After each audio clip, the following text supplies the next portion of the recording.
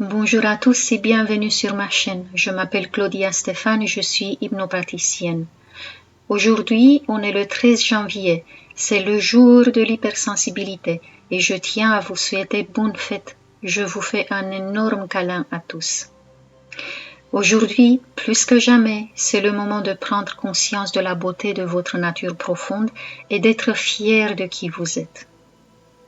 Et justement, le sujet que je veux aborder dans ce podcast fait référence à cette incapacité que beaucoup d'hypersensibles ont de se mettre en lumière, de montrer leur véritable valeur. Pour la plupart, les HS restent dans l'ombre.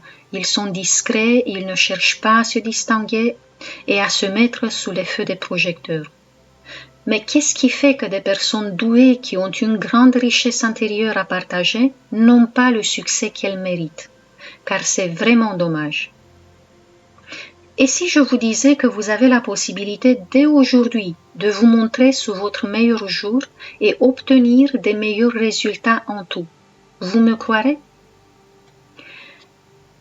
Si vous êtes hypersensible et que des astuces pour une vie plus paisible et légère vous intéressent, abonnez-vous à ma chaîne et cliquez sur la petite cloche pour recevoir une notification dès que je publie des podcasts ou des séances thérapeutiques.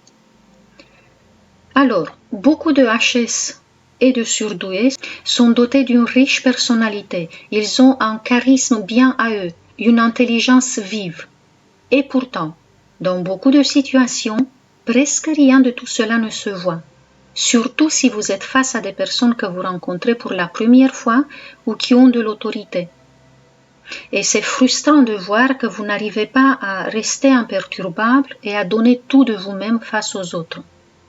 Tout cela parce que, sans s'en rendre compte, on ne laisse pas la bonne facette de nous-mêmes agir en fonction du moment. En fait, vous ne vous êtes peut-être pas rendu compte, mais on laisse agir en nous avec prédilection une seule facette de nous, celle qui a été rabaissée pendant notre enfance, celle qui ne se sent pas à la hauteur, celle qui galère dans la vie. En d'autres termes, on s'est créé une image fausse de nous-mêmes et réductrice surtout, qui agit maladroitement, qui se croit incapable, qui se croit inférieur aux autres. Je vous donne une bonne nouvelle et vous allez vérifier par vous-même la véracité de ce que je vous dis. C'est vrai qu'on vous a persuadé que vous êtes impuissant, insignifiant et que vous avez cru.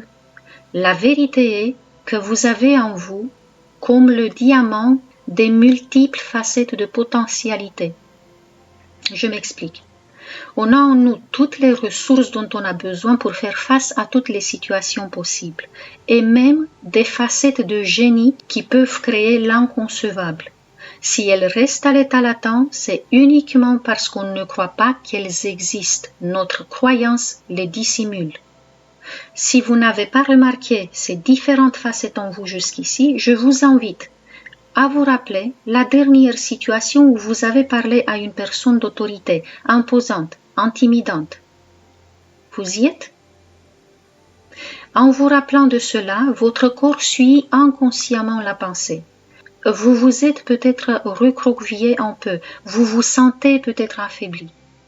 Dites bonjour à votre facette qui se croit inférieure. Elle a sa façon propre de penser et d'agir. Aussi, rappelez-vous une situation où vous avez été amené à prendre soin de quelqu'un d'autre, comme de votre enfant ou votre mère, votre père, un ami en détresse. Là, vous avez vu en action une autre facette de vous courageuse, déterminée, concentrée, efficace, qui sait quoi faire, qui fonce. Elle n'attend pas d'instruction. Elle a une autre façon de penser et de faire, et une autre personnalité. Bien, dans un moment romantique où vous avez rencontré une personne que vous aimiez beaucoup, c'est la part de vous passionnée qui est ressortie, tendre, douce, sensuelle.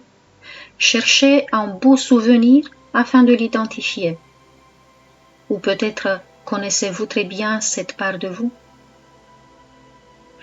Eh bien, cette ressource, vous ne pourriez pas la laisser ressortir lors d'une interview d'embauche, n'est-ce pas? Ou lors d'une négociation. Et pourtant, lors de cette interview d'embauche ou de négociation, on risque de laisser apparaître une autre part de nous qui n'est pas adéquate non plus. Pour les HS, c'est souvent la part enfant qui se manifeste. Cette part de nous qui se croit petite, fragile, inférieure aux adultes et qui est timide et incertaine. Elle ne se croit pas à la hauteur. Et voilà pourquoi tout est souvent perdu d'avance. Pour vous donner un dernier exemple, vous avez aussi la part de vous qui ressort lorsque vous vous sentez révolté, en colère. Cette part de vous n'épargne pas l'ennemi. Elle se défend, elle peut attaquer, elle peut être même féroce. Imaginez-vous défendre votre enfant face à une menace. Vous voyez Xena la guerrière ou Batman en vous?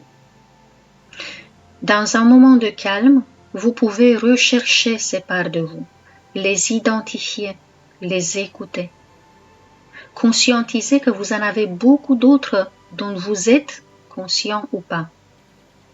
Et j'arrive à l'essentiel.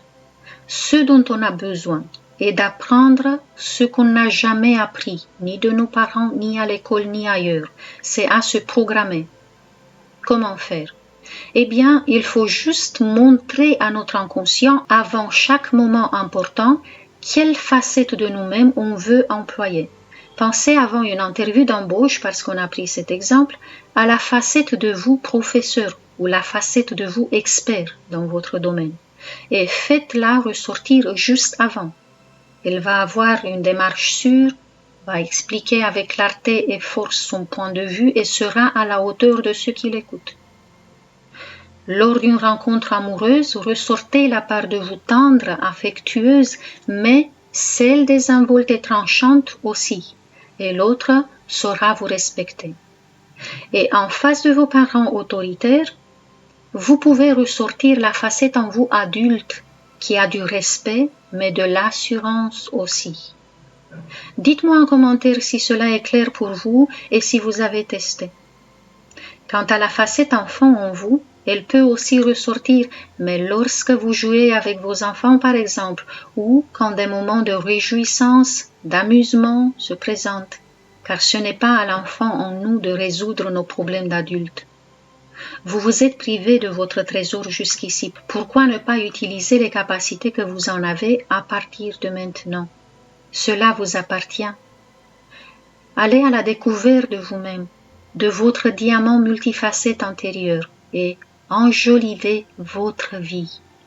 Quant à moi, je vous donne rendez-vous pour un autre podcast dans la série Je côtoie un pervers narcissique et je vous raconte tout.